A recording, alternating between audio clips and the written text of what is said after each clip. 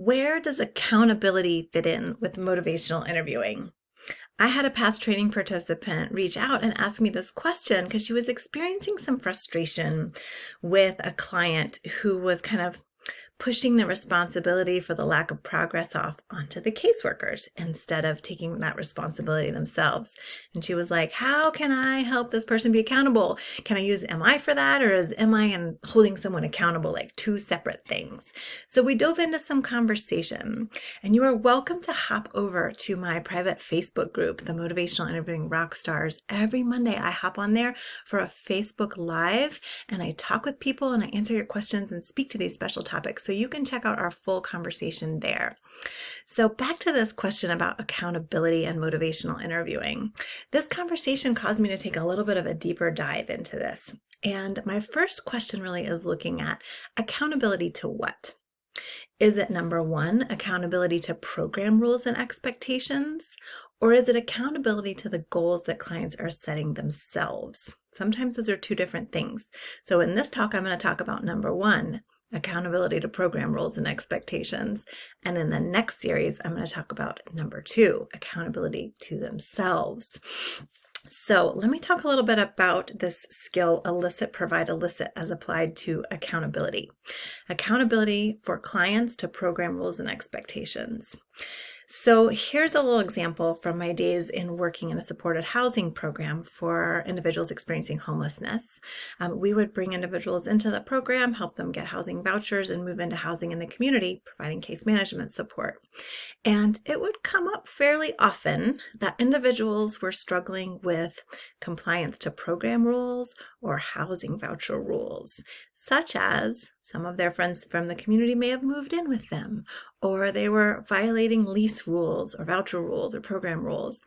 And that is a setup for us versus them conversations, where it can be really easy for a client to turn us into the them and make it about you're trying to get me on something, like you're the bad guy or you're not doing your thing, instead of taking that ownership and responsibility piece to it.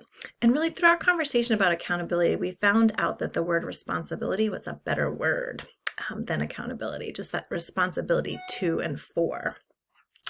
So if we apply the elicit, provide, elicit acronym to this using motivational interviewing, then we can ask clients, tell me about what you remember about the program rules and expectations. What do you recall about what's on your voucher, on your lease, and this dilemma that's going on here with having some extra people staying here? So we present the dilemma to them as their dilemma with a curious, evocative question about what do you already know? What are your thoughts about this? Then we follow that up with providing information if the client needs it. Like if the client's like, oh, I didn't know it was against the rules. I didn't know I was breaking the rules. Then we may need to provide that little piece of data. One of the rules is can't have guests more than 30 days. Then the next part to that elicit, provide, elicit is the E again. Let's elicit their thoughts and ideas about this data that we are both looking at together. So instead of the us versus them conversation, it is together us having a conversation about the rules and the compliance or the accountability pieces. What are your thoughts on this?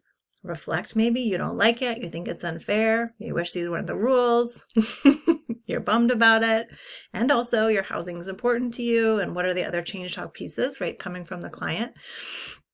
So elicit, pull out their knowledge about this, their thoughts about this, provide the data if we need to, the factual information about the rules, not in terms of I'm representing the rules and you need to comply, but yeah, these are the rules, let's talk about what's going on with the compliance to it, or the, your progress in this process. And that final elicit is really helping the clients take ownership for the dilemma.